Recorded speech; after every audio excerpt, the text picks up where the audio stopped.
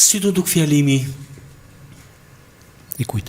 I Ramës në e pak fjalë në bordin e. Ishte një nga ato fjalimet tipike të Ramës, I cili po ta lexosh ka në sasi në total 50 fjalë. Pra, fjalë të gjuhës shqipe, aq në ato 50 fjalë Rama nuk është mjeshtër I fjalës, po është mjeshtër I manipulimit. Dhe me 50 fjalë ti jep mendimin se ka bërë një ese 500 fjalësh. Realisht ato janë vetëm 50 fjalë. Nuk ka asgjë më tepër. Ato përsëriten në mënyra të ndryshme, të zgjedhuara në kohë të ndryshme. Qartë. Dhe ty të duket sikur ky është një korifej gjuhës shqipe. Fakt nuk është e tillë. Është tepër I talentuar në këtë drejtim. Është manipulim, po. Ishte një fjalim ose një fjalë, nuk thosha fjalim, është një fjalë e bërë vetëm për përfitime politike, për të marrë dhe për të mbajtur atë flamurin e patriotizmit që ka kohë që e ka kapur në Shqipëri, duke ndikuar, duke shfrytzuar apatin e gjithë klasës politike shqiptare, këtej drinit dhe andej drinit.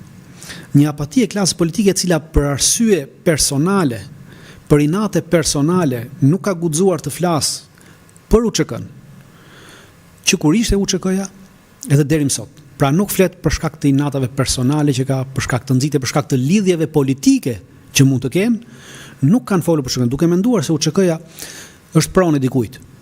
UÇK-ja nuk është pronë e askujt, nuk është pronë e individëve, Ushtria Shqiptare e Kosovës. Ata që e themeluan Ushtrinë Shqiptare të Kosovës, Ran Dëshmor, Zahir Pajaziti, Adem Jashari, dhe ata I stërviti shteti shqiptar në vitin 1990, në vitin 1991, stërvite të cilat u dekonspiruan me ardhin pushtet Partisë Demokratike. Dhe nuk u bën më. Dhe ishin disa oficerë që kanë folur që kanë shumë vetë. Po. Kjo është. Dhe Rama e ka kapur këtë pikë. Që forcat politike, këtej dhe andej, janë në këtë apati, në këto lidhje personale dhe nuk flasin për UÇK-n. Dhe ai e ka kapur këtë flamur dhe e përdor sikur UÇK-ja është e tij dhe është ai vetëm I mbrojtjes së UÇK-s. Në realitet nuk po bën asnjë mbrojtje të UÇK-s. Po e përdor UÇK-n për nevojat e veta personale dhe këtë radhë përdori UÇK-n për nevojën e tij personale për t'ju afruar Trumpit. Për asgjë më tepër. Pra përmendi një prokuror I cili po ka qenë prokuror I prokurorisë speciale, I zyrës prokurorisë specializuar, është një prokuror Dallave Raxhi, për të cilin Rama po të kishte interes për të folur. Ndaj këtij prokurori është ngritur hetim nga Departamenti I Drejtësisë në vitin 2023. Pasi ka një kallëzim penal ndaj tij për manipulim provash gjatë kohës që ka qenë kryeprokuror I kësaj prokurorie speciale në Kosovë. Dhe Rama nga 2023 nuk ka folur asnjëherë për këtë prokuror.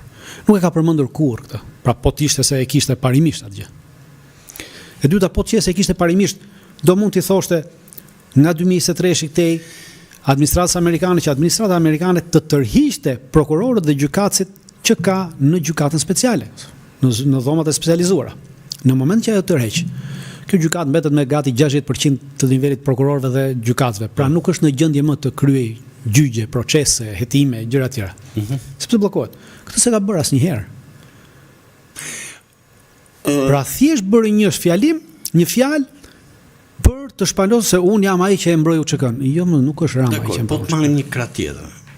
Marrim krahun tjetër, sepse në shumë gjëra natyrisht do rrafim edhe një farë debati. Marrim një krah tjetër. Në fakt asnjë tjetër nuk e ka përmendur UÇK-n. Nuk I ka pas aq prapanica sa të përmendi UÇK-n. Qoftë edhe nga Albin Kurti, le të themi tash së fundit paktën doli disi më ndryshe për UÇK-n. Pra nëse do të bëje një pyetje tjetër që ta shtjelloni më mirë këtë, do ishim çfarë kanë dorë Rama të bëjë ndryshe.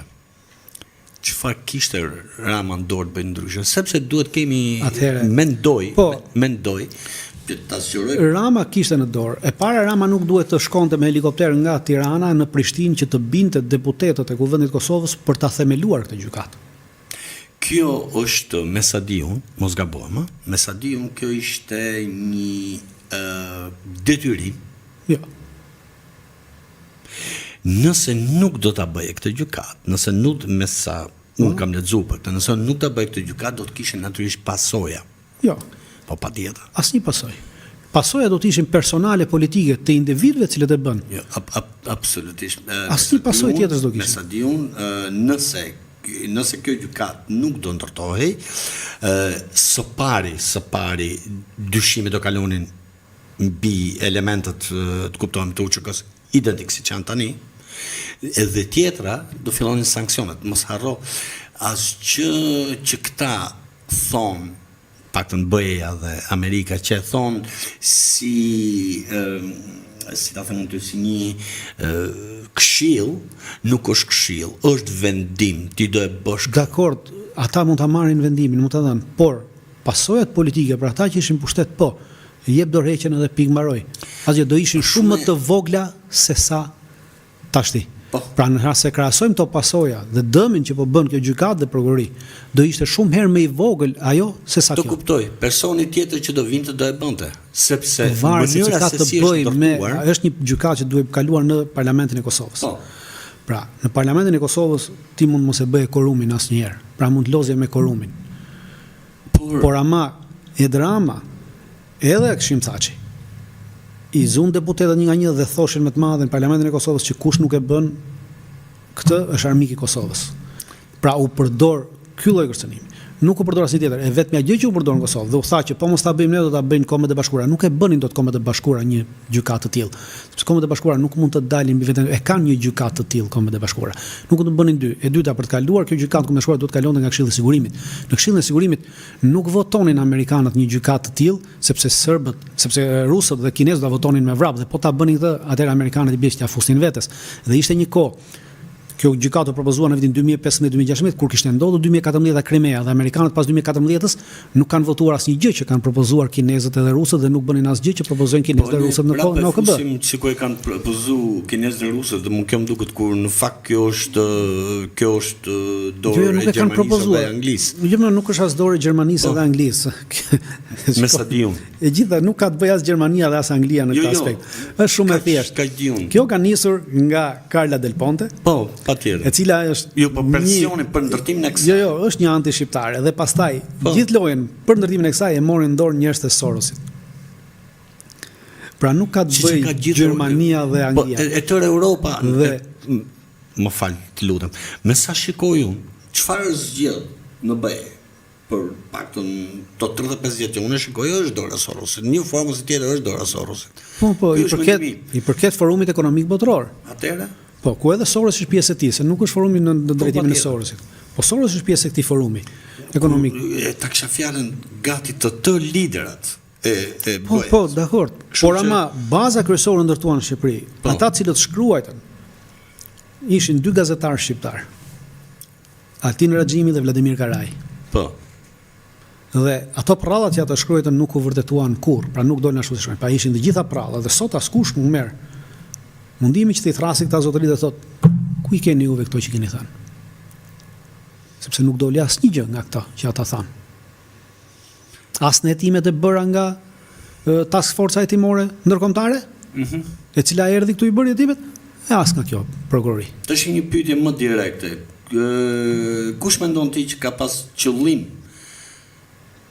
për ndërtimin e kësaj gjykate dhe për dënimin në këtë lloj fashion, në mund të qenë këtë lloj forme, sepse është forma më shumtuar e dënimit, 45 vjet, domethënë është. Mos shihni në shifrat e dënimit. Shifrat e dënimit që kanë kërkuar është një lojë, cilën prokuroria e bën për të bërë presion. Pra, është lojë presioni sepse ajo shifër nuk qëndron në aspektin ligjor. Pra, në aspektin ligjor ajo shifër nuk ka asnjë bazë sepse ligji parasheh që çfarë unë shikoj anën politike të kërkimit të kësaj. Pra, më lart se kaq nuk ka ku e ço. Pra, ai ka kërkuar maksimumin e mundur apo jo? Shiko, nuk ka të bëjë dënimi.